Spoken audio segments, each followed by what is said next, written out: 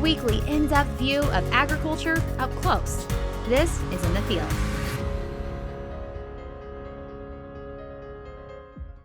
We've been to the timber and learned the job of the logger. But what happens to these logs next? We're here at Burke Timber in Marionville, Missouri to find out. Let's go meet Kelly.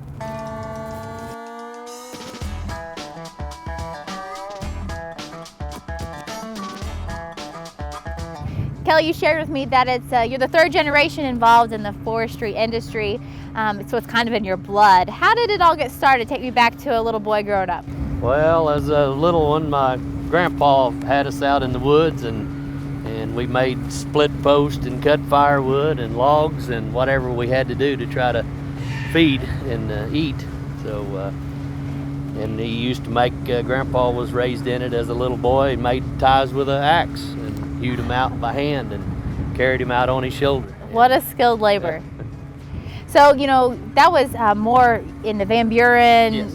further east in Missouri. So you're here in Stone County, and you set up as a logger and running a sawmill. Take me through your day-to-day. What does it look like after these logs come in from the woods? Well, they come in and they weigh on the scales. They come around and unload.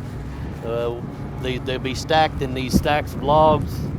Loaders on a rotation.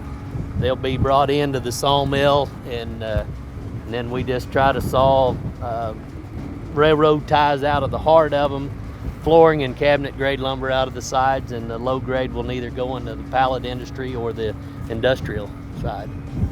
I'm guessing that every day is a little different for you. Sometimes running a chainsaw in the woods, and others here in the sawmill. Yes, ma'am.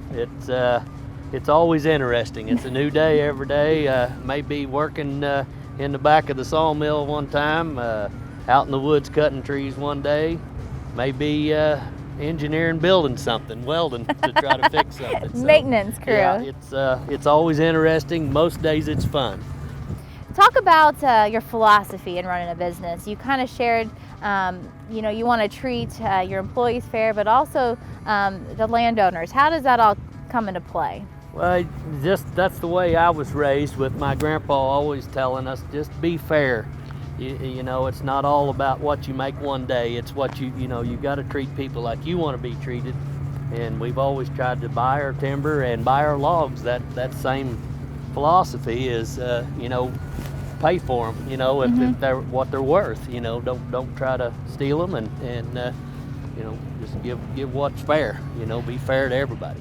Well, people may not understand or realize that different types of trees have a different value based on their demand. Today, people are interested in oak, but down the line, trends might change. So what kind of drives that demand? The most of it is just market demand, housing. You know what? Sometimes it's just a fad. You know, might be hickory one day, it might be white oak the next, and so we just kind of have to follow the market and the housing demand. You know. And what does that market look like today? Today it's kind of soft. You know, it's, you know, a lot of our product is shipped overseas on the flooring side and on that high grade market, and it's a little soft right now. Well, let's head into the sawmill and kind of see some more action. All right, great. So Kelly, the first stop for these logs coming out of the timber is to be weighed. What's next? And the truck driver, he'll go in and unload them in a row down there, and we try to keep our rows dated, and so that they're kind of sawed, you know, on the date that they came in, or not the oldest first. And so then it will go into the head saw, and that sawyer is trying to square that log up with a 6-inch face on 4 sides, and then he sends it over to the grade resaw, and the sawyer in that cab then grades the log to know how much lumber to take off of it, and what kind of lumber he's going to take off of it, down to a railroad tie, which is a 7x9 tie out of the heart of it. And there is also a market for the sawdust and landscaping mulch. Yes, ma'am. The sawdust, we sell a lot of it to Kingsford, which they make charcoal. And then we also sell some to the people with horses. They like it for bedding. There's no waste everything is used. We don't throw anything away.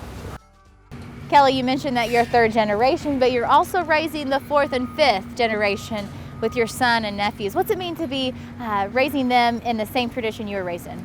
Well, it just makes me pretty darn proud. I'm glad that they took an interest in it and are willing to learn it and do it. Just from my grandfather all the way up. It's pretty important. I'm sure glad they did it.